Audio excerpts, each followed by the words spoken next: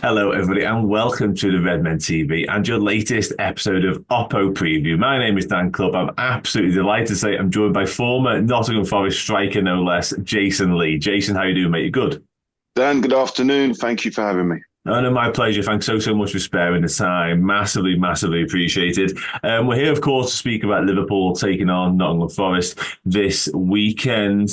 Before we look at that game, really in particular, let's talk about Nottingham Forest. Undefeated start of the season, Premier League wise. 1-1 draw with Bournemouth, beat Southampton, 1-1 draw with Wolves thereafter. I mean, Carabao Cup exit, of course, at the hands of Newcastle, but by and large, that's a pretty decent start of the campaign. I think the club and the players could and should be happy with the start. I mean, speaking to some of the players, they feel that they could have maybe won at least another one of the games going out in the Carabao Cup against Newcastle. Very strong Newcastle team, pretty much their first team 11. And Forest made changes for that game. They really acquitted themselves really well. So 1-1, lost on penalties, nothing to be ashamed of. So, yeah, I think the club are realistic, but are positive about the way we've begun the campaign. Yeah, most definitely. Yeah, I mean, there's definitely cause for optimism in those results there, I'd say. And in terms of the expectations, you said there the club are realistic, I guess, in terms of where they're at and stuff like that. We know last season flirted with relegation. Obviously, the points deduction didn't help, played into that as well. What would you say were the expectations of the fan base and indeed the club down there?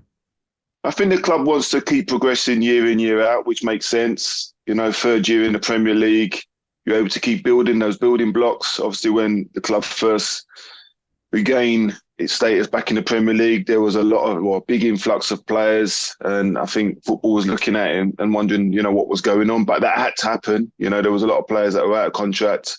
There were players that were on loan. So they all left the club. And then you're having to bring in 25 new players, which is not ideal, but, it had to happen. So season in, season out, we've been able to keep building, bringing in players. Players have gone out in this window. 6 players have come in. And, slowly but surely the squad has improved and the quality's got better. So, yeah, you just want to keep progressing year in, year out, start the season solidly, which we've done. And just, hopefully build some momentum going in. We knew looking at the fixtures going into the start of the campaign, you see Bournemouth, who've notoriously been tricky for Forest over previous years, even going back to the days in the Championship. Southampton, a new side, been promoted. I didn't think that was going to be easy, but got the win away. Newcastle in the Carabao Cup, and there were fixtures that you think you can positively do really well in, and then there's some bigger games coming up afterwards, i.e. being Liverpool. So no, it's a good start. No, it definitely is, mate. It absolutely is. Yeah. I want to touch on some of the key players, really, from a Forest perspective, then, looking at this one. It feels like, you can correct me if I'm wrong, but you can't really draw your attention too far away from your Morgan Gibbs-White to this world, maybe a Wanee from a former striker perspective as well. Obviously, Divock Origi was down there for a little bit last season. Didn't really work out for him. There's quite a lot of Liverpool links. Obviously, Steve Cooper was the manager there at one point as well. But just in terms of the players who Liverpool needs to be wary of heading into the weekend, who would you say are the main protagonists, really, from a Forest point of view? Well, the players you mentioned, I mean, Awoniyi's not been starting as Chris Woods has started the campaign, but we know they can really push each other. If one's not playing, the other one tends to come in and does really well, and they score goals between them.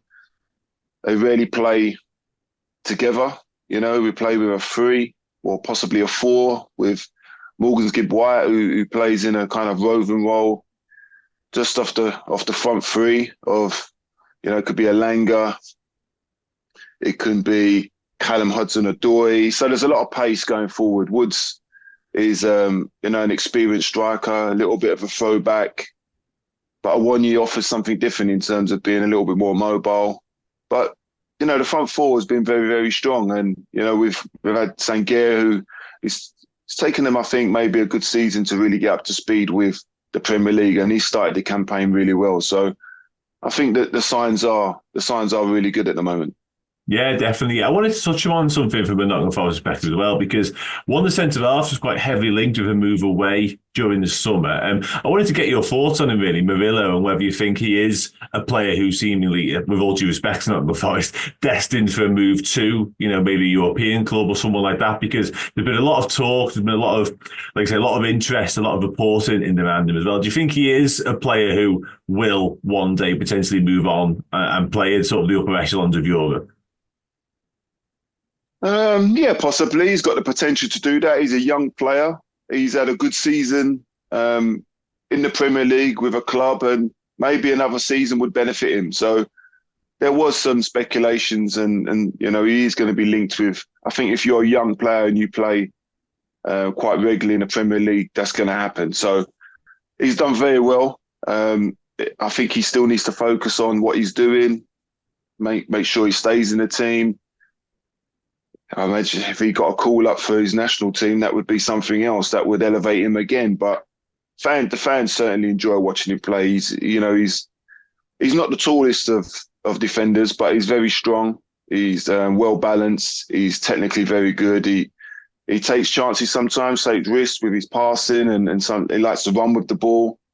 He's a Brazilian at the end of the day, and he offers something different. So, if he concentrates and he defends first, which is what we want him to do, he's a solid player, but sometimes he can offer a little bit more. So he's a young player.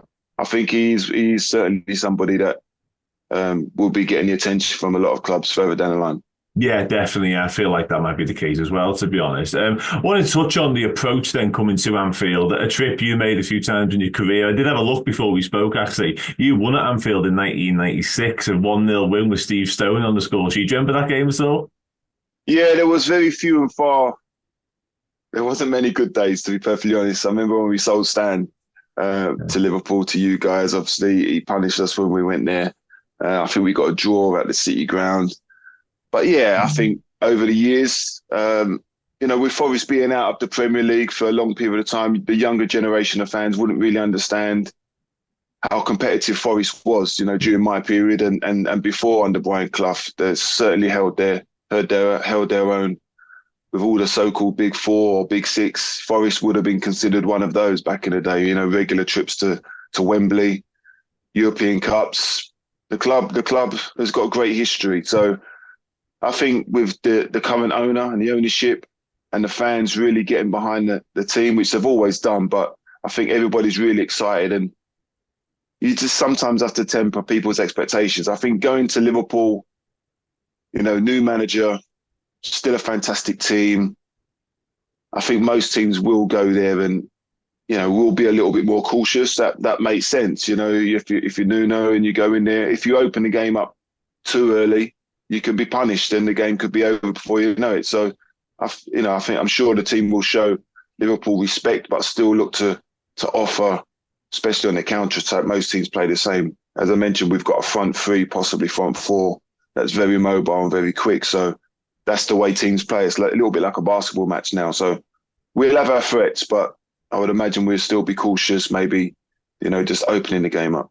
Yeah, I mean, that feels like a sensible approach, really, doesn't it? I think that is very much Nuno's approach as well, to be honest with you. I think he will, like you say, look to hit on the counter-attack with that pace, as you mentioned as well. And as you mentioned, you don't want the game to be out of sight before you've even got a foothold in it, do you? That would be the worst possible thing. And maybe try and quiet Anfield down as well if you possibly can.